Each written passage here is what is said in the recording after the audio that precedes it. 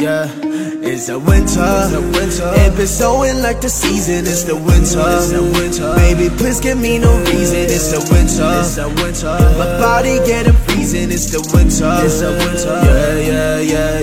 It's the winter. It been snowing like the season. It's the winter. Baby, please give me no reason. It's the winter. What's up guys? Welcome back to my vlog. Pasensya nyo na, matagal tayong hindi napag-vlog. Busy kasi. Sa vlog na to, magba-bike check ulit tayo kasi marami nang napalitan sa bike natin. Sa Lux Jack natin na 26er. At in this vlog is ba-bike check ulit natin siya. Tapos papakita ko sa inyo kung ano yung mga pinalitan ko. Kung ano yung mga na-upgrade ko na. At bali, umabot na kasi ako sa last upgrade ko. Ayun, abangan nyo kung ano yun. So, wag na natin itong patagalin. Let's go!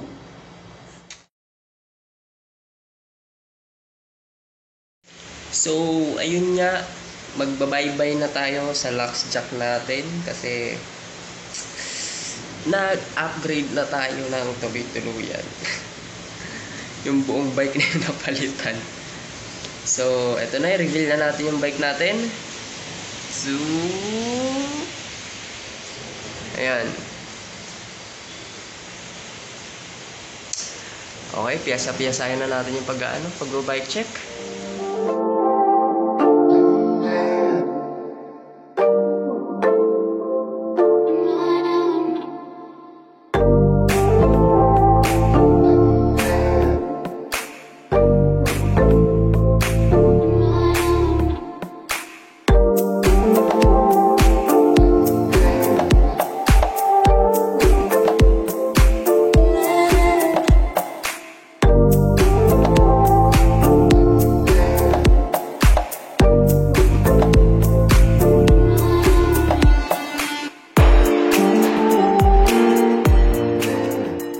Ayun na nga guys, napalitan na lahat. Pati frame napalitan na. Bye-bye na sa Lux Jack natin. Okay, simulan ulit natin sa taas. Okay, andito pa rin naman yung trinks natin na end grip. Tapos ang ano natin na weapon race na handle grip. Yan. Ito yung brake lever natin, napalitan na rin. From, ano ba yung gamit natin noon? Yung Ragusa. Tama ba? Ragusa. Ito na siya, naka-zoom na tayo. Zoom na hydraulic brakes. Dati mechanical, ngayon nag-zoom hydraulic na tayo. Ayan.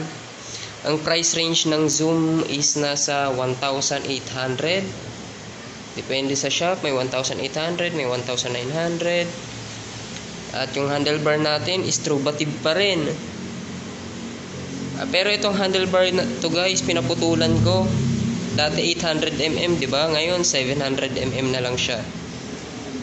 Tapos sa headset natin, ganun pa rin si Mountain Peak. Mountain Peak na headset pa rin ang gamit natin na sealed bearing. Ayun, pagpasensya nyo na, ingay ng mga sasakyan sa labas.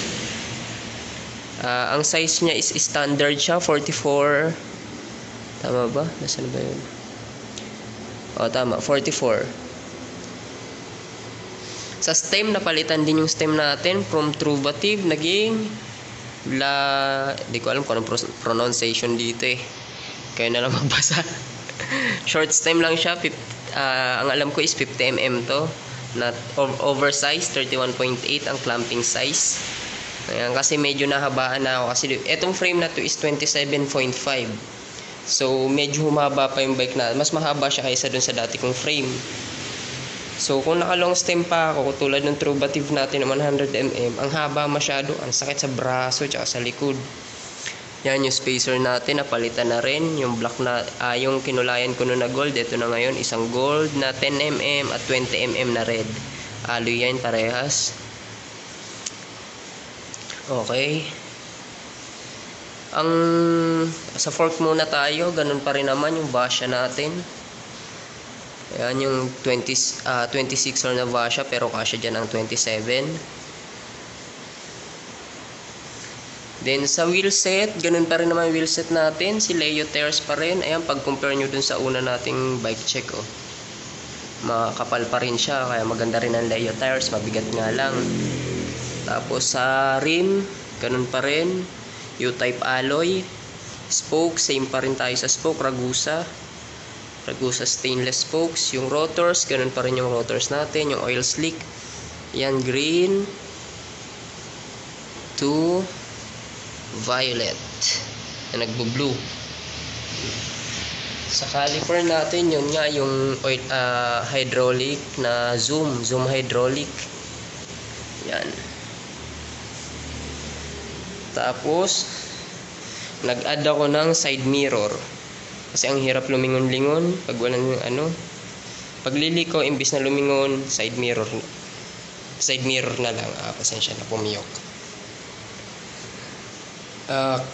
Kaya ako siya pinesto sa left kasi pag nagbabike naman tayo is lagi tayong nasa kanan ng kalsada.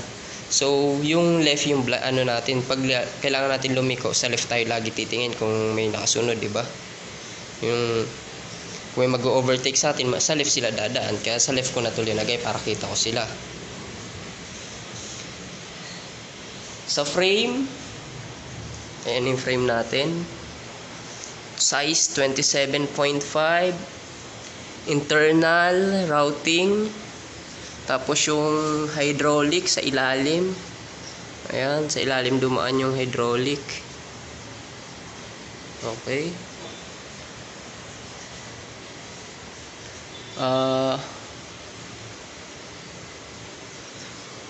Ayan.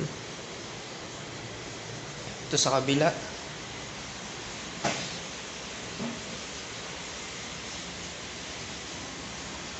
Eto sa gantong ito yung mount niya is wala siyang adapter eh. Kalimutan ko yung tawag sa ganto. Lalagay ko na lang diyan kung anong tawag sa gantong mount. Post mount yata itong ganito. Ayan, hindi niya na-need ng parang adapter. Ang maganda sa gantong guys, maganda lang tignan yung ganito eh, yung nasa loob ng frame, yung yung lalagyan ng caliper. Maangas lang siya tignan, pero ang cons na ito is ang hirap niya i-adjust. Pag need mo adjust yung mga bolts, ang hirap kasi alam mo yun, nakaharang to yung kalimutan. Basta nakaharang kasi itong part na to, kaya ang hirap niya abutin. Then yung is ganun pa rin naman, wala pa rin naman na bago sa rotors natin. Pero ito guys, ang ganda ng zoom na to. Sa lahat ng budget meal na na hydraulic, zoom ang pinakamaganda eh. Yung stand pa rin natin, ito pa rin siya. Pedals, ganun pa rin si Max Zone. Tapos IXF na Halotech. Ito pinalitan ko na rin to guys, yung crank arm bolt. Meron ka. Ang size niya is M19. Kasi nagbike ako noon pauwi ako, galing akong Bulacan, tapos pauwi dito sa Makati kasi nasa Makati ako ngayon. Nalaglag, nawala yung lock na ito yung ganito, nawala yung luma. So bumili ako ng bago. Ayan. Ito naman sa kabila, ganun pa rin naman. And yan kan IXF na Halotech. Tapos ayun, napapansin nyo ba, nagpalit na tayo ng chainring. Oval na siya, 38 teeth na oval, 104 BCD. Nabibiitin kasi ako dun sa 34 teeth, kaya nag 38 teeth tayo. Made for war. Ang gear set natin is A5, L2 A5. Maganda shifting ni L2 A5 eh. Kung napanood nyo na yung vlog ko kay L2, diba? Kasi nga nasira yung Axera natin, kaya nagpalit ako ng L2. Pati shifter natin L2 na rin, A5, 9 speed. Pag A5, 9 speed yan. Seat post, pagdating sa seat post, ayan, 777 na red. Ang size ng seat post na ito is 31.8. Yan. Tapos ang saddle natin ganun pa rin. Specialized M1066 na saddle. Ayan.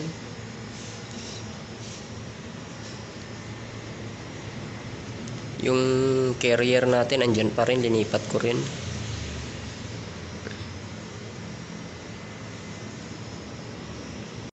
Ayan guys, dito lumalabas yung cable nya dito sa butas na to. Paakyat yan dito. Palabas dito. And meron pa yan isa dito eh. Ayan. Kaso wala naman tayong FD kasi pang front to eh.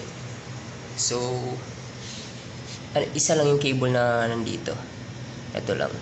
Pang RD lang. Ang gamit ko palang cable is Sagnit. Kasi palit din ako ng cable eh.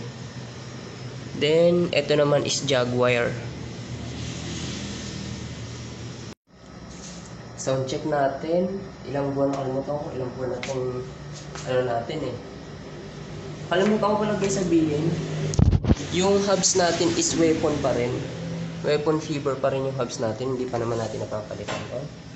And goods na goods pa rin yung weapon fiber natin. Ayan. Ngayon i-sound check natin yung weapon fiber. Yung cogs ganun pa rin. 9 speed na 1140 teeth. Chain ring lang yung napalitan ng bago.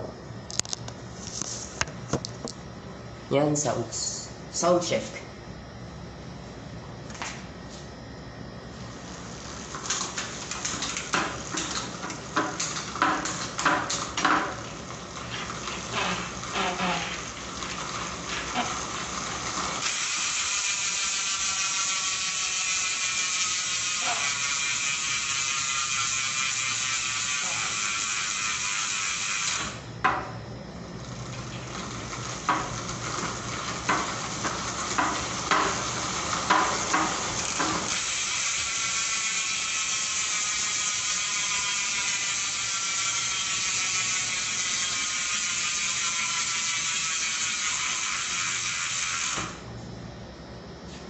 So, ayun lang. Yun lang naman yung mga nabago sa bike natin ngayon.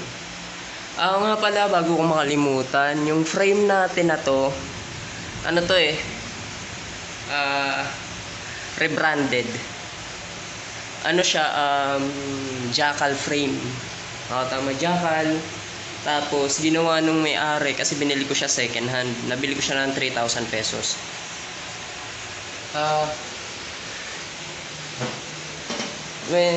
Tawag dito. Ito pa nga pala yung dropout niya. Ano to, hindi pwede palitan. Kumbaga pag naputol, pwede mo siya bilhan ng bago. Yun yung isa pang nagustuhan ko sa frame na to eh. Bali yung inano kasi to nung may-ari. Tawag doon, repaint. Ganda kasi yung color ano niya eh, yung kulay niya. Ayan. Naka two-tone kasi siya na kulay, faded. Ayan, tingnan mo yung kulay niya dyan. Oh. So, ganda pa ng pagkakagawa. Oh, pati dito. Ganda ng pagkaka-repaint sa kanya. Two-tone siya, red and black. Yun sa Taguig yung may-ari niyan. Pinuntahan ko doon, tinaksi ko yan. Nagbila ko ng 600 yata. 600 mula dito sa amin, balikan. 600 yung binayaran ko sa taxi. Tapos, yun, inano ko siya. Linagyan ko siya ng sticker na yung decals niya, sticker na weapon.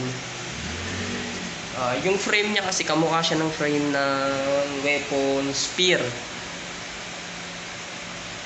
Tapos, ang ginamit kong decals pang weapon Spartan. Marami ang tanong kung ano yan, legit na weapon. Lagi ko naman sinasabi ano yan, rebranded. Tinawag ko ngayon weapon rebrand. Kasi yun, wala namang problema sa pagre-rebrand. Basta wag lang nga ano yun, pang personal use lang. Diba? Tapos pagkatas ko dikitan ng sticker ng weapon, ipinatungan ko ng clear coat. Para pag inano mo, hindi siya matutuklap yung sticker niya. Alin, wala naman kasi yan. Sabi ko, gaya yung pagkakasabi ko, walang masama sa pagre-rebrand. Basta, huwag natin pang gamitin panloloko. Rebrand, repaint, walang problema dyan. Basta pag may yun, huwag natin aangkinin yung Huwag natin sabihin na, oh, legit na weapon yan. Kaya ganyan, wag. Yun yung pangit doon. Pero kung aminado naman tayo na rebrand, walang problema doon. For lang naman, personal use only. Diba? This is my bike, so this is my rule. Ako masusunod sa bike ko. Yun lang. Plano ko nga dyan, strike dapat Kasi may trek din na kamukha yung niya, yung may trek na hardtail, tapos ganyan din yung itsura ng frame. Sabi ko pangit, parang overrated masyado. Mahalata. Yung parang yung halatang halata na na rebrand. Yun. So, ano pa ba? Nga pala guys, pag kayo, papalit kayo ng frame, dito ako nabigla Pag sa pagpapalit ng frame, ang dami palang gastos. My God. Yun yung hindi ko napaghandaan. So, dapat pag magpapalit ng frame is paghahandaan mo lahat.